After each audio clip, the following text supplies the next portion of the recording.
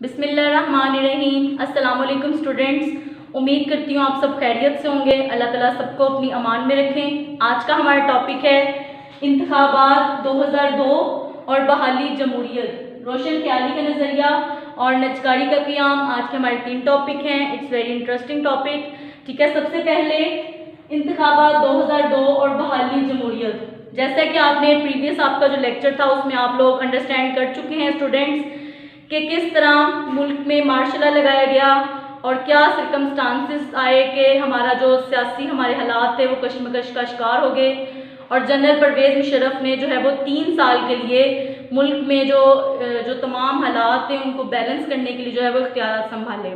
ठीक है, अब जब 1999 में मार्शल लॉ लगाया गया 3 साल के लिए, 2002 में जो है वो इलेक्शंस करवाए गए।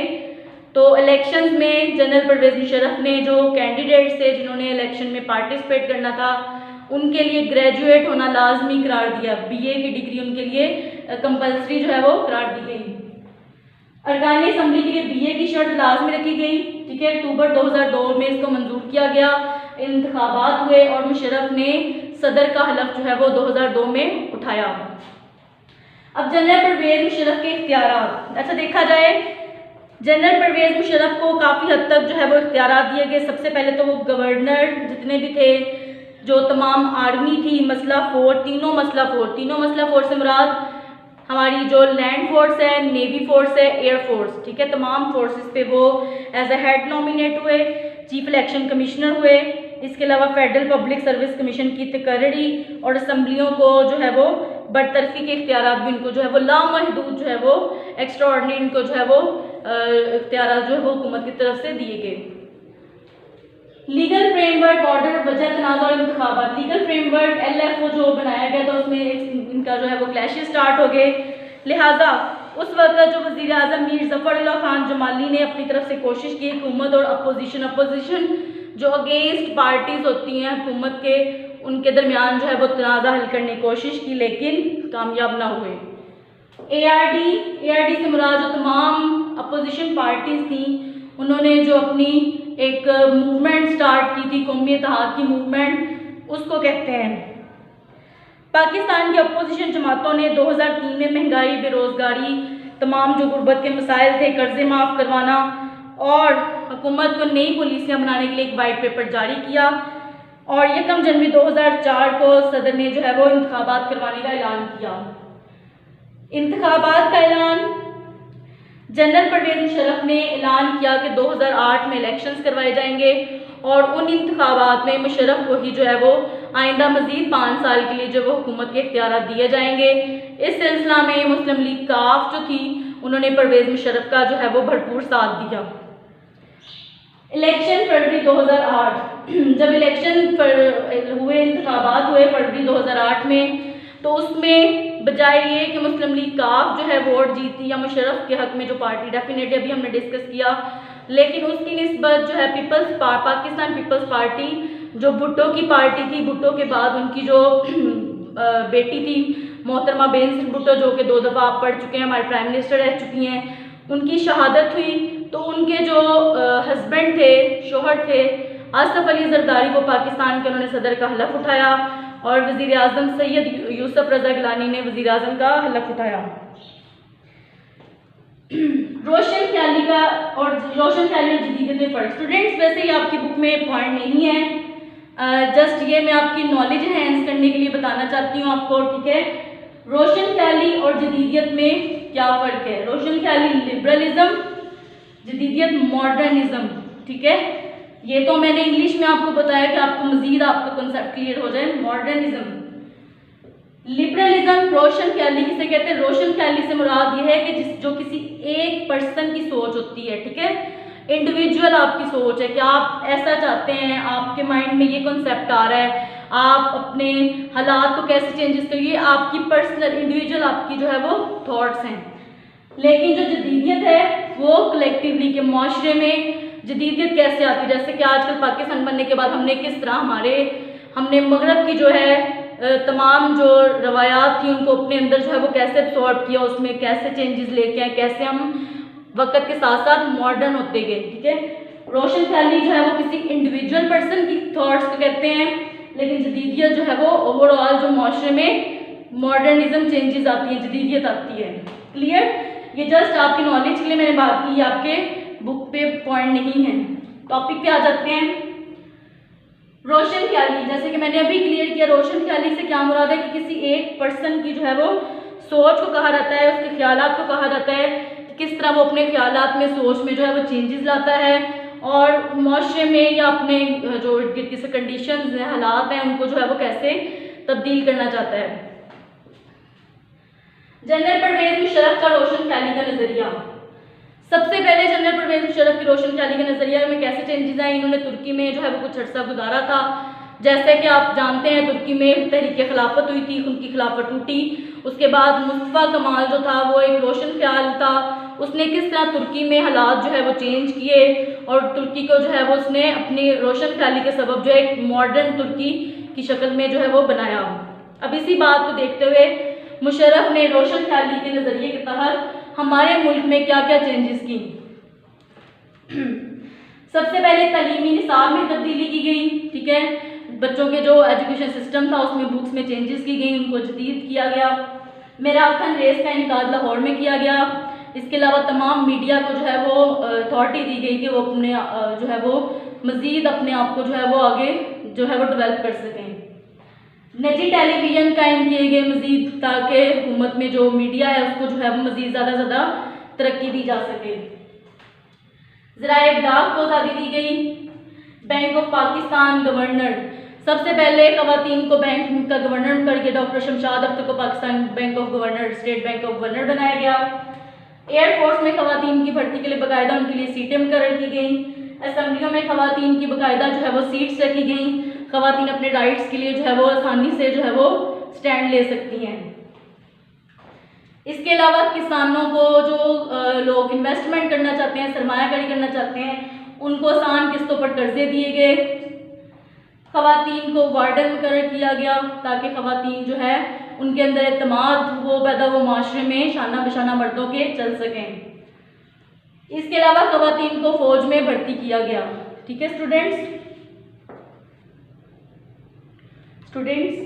जैसे कि हमने अभी पढ़ा कि किस तरह मुशर्रफ का जो है वो दौर का आगाज़ हुआ, उन्होंने किस तरह अपनी हुकूमत को जो है वो मज़ीद स्ट्रॉन्ग किया और उन्होंने अपने जो उनका रोशन ख्याली का नज़रिया था उसने मुल्क पे उन्होंने इम्प्लीमेंट किया ताकि मुल्क को जो है वो तरक्की मज़ीद जो है वो दी जा सके और मुल्क में लोगों की भलाई के लिए जो है वो काम किया जा सके। अब आ जाते हैं इस पॉइंट पे कि मुशर्रफ के दौरे हुकूमत में निजकारी और संतों का क़याम, इक़्तिसादी इस्लाहात। अच्छा, निजकारी किसे कहते हैं? सबसे पहले हम निजकारी की मैं आपको तारीफ बता देती हूँ। ये एक ऐसा प्रोसेस है जिसमें हुकूमत लोगों को सरमायाकारी की तरगीब के लिए कहती है कि मुल्क में सरमायाकारी करें, बिजनेस करें, या हुकूमत जो होती है वो प्राइवेट या सरकारी जो अदारे होते हैं हुकूमत के जो अंडर अथॉरिटीज़ जो एरिया होते हैं, कंपनीज होती हैं या मुख्तलिफ अदारे जो होते हैं उनको प्राइवेट सेक्टर के हाथ फरोख्त करते हैं और उनसे पैसों से जो है वो लोगों की वेलफेयर के लिए काम करते हैं।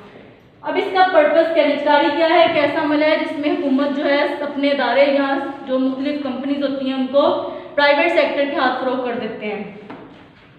अब इसका मकसद क्या होता है? सबसे पहले तो उसको फरोख्त करके उनसे पैसे लेना और हुकूमत को जो है वो लोगों की वेलफेयर के लिए काम करना। दूसरा इसका मकसद क्या होता है कि जो अदारे होते हैं, मतलब जैसे कि फॉर एग्जांपल कोई कंपनी है उसको, जैसे कि अब देखा रहा है रिसेंट में आपको एग्जांपल दे देती हूँ, इमरान खान ने जो हमारी कराची में स्टील मिल थी उसको बंद करवाया, ठीक है, कि वो काम नहीं कर रही, उससे प्रॉफिट नहीं हो रहा, लिहाजा उसको बंद कर देता या वो किसी को आगे बेच दें ताकि वो जो अदारा है या जो सनत है या जो कंपनी है वो मज़ीद आगे उसको अच्छे से चला सके और उससे जो है वो मुनाफा हो सके। पाकिस्तान में निजकारी का अमल का आगाज़ किस तरह हुआ? जैसे कि हमने वेरी फर्स्ट स्टार्टिंग में चैप्टर में पढ़ा था कि भुट्टो के दौर में भुट्टो ने बड़े बड़े जो अदारे थे वो नेशनलाइजेशन किए, हुकूमत की अथॉरिटी में दे दिए। अब जो वज़ीर-ए-आज़म नवाज शरीफ था, बेनज़ीर भुट्टो का दौर हुकूमत पड़ा, तो मुशर्रफ ने अपने दौर हुकूमत में क्या किया, उन्होंने तमाम जो अदारे थे उनको बेच कर उनसे जो मुनाफा था या जो उनसे पैसे मिले उनको मज़ीद उनसे सरमायाकारी की गई या उसको लोगों की वेलफेयर के लिए जो है वो इस्तेमाल किया गया। उनमें कौन कौन से अदारे फ़रोख्त किए गए? सबसे पहले हबीब बैंक को फ़रोख्त किया गया 22 बिलियन रुपए में 2004 में। UBL को 13 बिलियन 2004 में फरोख्त कर दिया गया। PTCL को जो है इसके 26% जो हिस्से थे वो किसी को दे दिए गए। पाक सऊदी फर्टिलाइजर मीरपुर मैथलो में 8 बिलियन को फरोख्त किया गया। पाक अरब फर्टिलाइजर 13 बिलियन में फरोख्त की गई। पाक अमेरिकन फर्टिलाइजर 16 बिलियन में इसको जो है वो फरोख्त किया गया।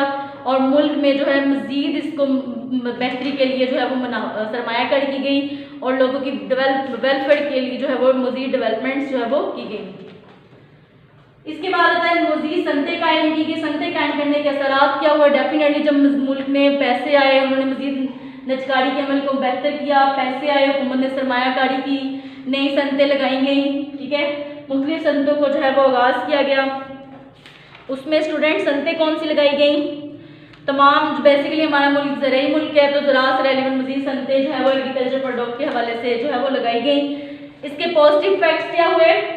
सबसे पहले हुकूमत की आमदनी में इजाफा हुआ, बड़े बड़े इदारों पर जो अखराजात थे, एक्सपेंडिचर्स थे वो ख़त्म हो गए और इसके अलावा जो प्राइवेट शोबा था उनकी मज़ीद हौसला अफजाई हुई। हुकूमत के ऊपर जो एक बोझ था सरमायाकारी का वो काफ़ी हद तक कम हो गया। इसके अलावा स्टैंडर्ड की जो चीज़ें थी, मेयारी एशिया तैयार होने लगी और मज़ीद उनको जो है वो आगे बाहर जो है वो बरामद किया जाने लगा। अब इसके नेगेटिव इम्पैक्ट्स क्या हुए? ये तो हमने पॉजिटिव इसके इम्पैक्ट्स पढ़े।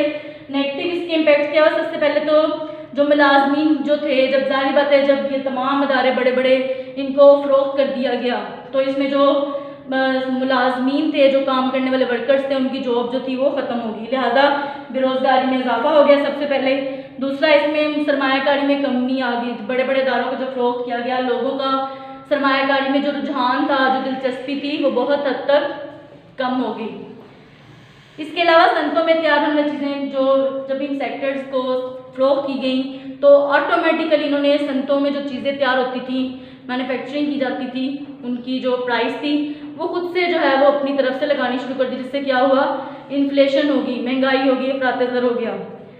इसके अलावा निजकारी के अमल से मतलब मज़ीद लोगों ने इन्वेस्टमेंट करने से उनके दिलों में एक डिससेटिस्फैक्शन हुई कि उनको इस चीज़ का बिलीव नहीं था कि क्या हमारी सरमायाकारी करने से हमारी जो सनत है या जो हमारी कंपनी है वो प्रॉफिट देगी या नहीं देगी, लिहाजा उन्होंने सरमायाकारी करना जो है वो बंद कर दी। इसके हमने नेगेटिव इम्पैक्ट्स पड़ेंगे। या आपको शॉर्ट में भी आ सकता है, आप अपनी बुक से इसको देख सकते हैं। ठीक है, इसके बाद आ जाता है परवेज़ मुशर्रफ और शौकत अजीज़ की मुतारफ़ करदा इक़्तिसादी इस्लाहात। इक़्तिसादी इस्लाहात कहते हैं इकोनॉमिकली जो उन्होंने रिफॉर्म्स की, लोगों की वेलफेयर के लिए जो है वो बेहतरी लाने के लिए जो है वो एफर्ट्स की। GDP ग्रॉस डोमेस्टिक प्रोडक्ट में इजाफा हुआ, नई सनतों का क़याम किया गया। ये जो हमने रिसेंट पॉइंट्स पढ़े हैं ये इन्हीं को हम एक बार फिर से रिव्यू करें। ठीक है, सरमायाकारी को तरगीब दी गई ताकि मज़ीद मुल्क में सरमायाकारी हो सके और मुनाफा मिल सके। मुल्की खसारे में कमी हुई, गुर्बत में कमी, मुल्की खसारे में कमी किस तरह हुई कि जैसे कि हम देख रहे हमारा रेशो था 7% से कम होकर 5% रह गया। गुर्बत में कमी किस तरह हुई? कम 32% से 20% जो है गुर्बत का रेशो हो गया। इसके अलावा तवानाई का हसूल हुआ, मज़ीद जो है वो बिजली को पूरी करने के लिए जो है बाकायदा थर्मल प्लांट्स बनाए गए ताकि सरमायाकारी हो सके। इससे स्टूडेंट्स आज का हमारा टॉपिक क्लियर हुआ। अच्छा, इससे पहले मैं आपको एक्सरसाइज आपकी क्लियर कर देती हूँ। ठीक है, हमारा ये चैप्टर नंबर 1 तरीक़े पाकिस्तान पार्ट 2 ख़त्म होता है। इसमें MCQs मैं आपको बता देती हूँ। पहला MCQs का आंसर है जुल्फ़िकार भुट्टो, दूसरा MCQs 28 मई, third MCQs 1884, fourth MCQs 2.5%, fifth MCQs ख़वातीन, 6 MCQs 442, 7 MCQs 1998, 8 MCQs 5वां, 9 MCQs 1998। स्टूडेंट्स आपका टॉपिक क्लियर हुआ? जो भी आपको कन्फ्यूजन हो आप लोग उसमें पूछ सकते हैं मुझसे। ठीक है, अपना बहुत सारा ख्याल रखिएगा। अल्लाह हाफ़िज़।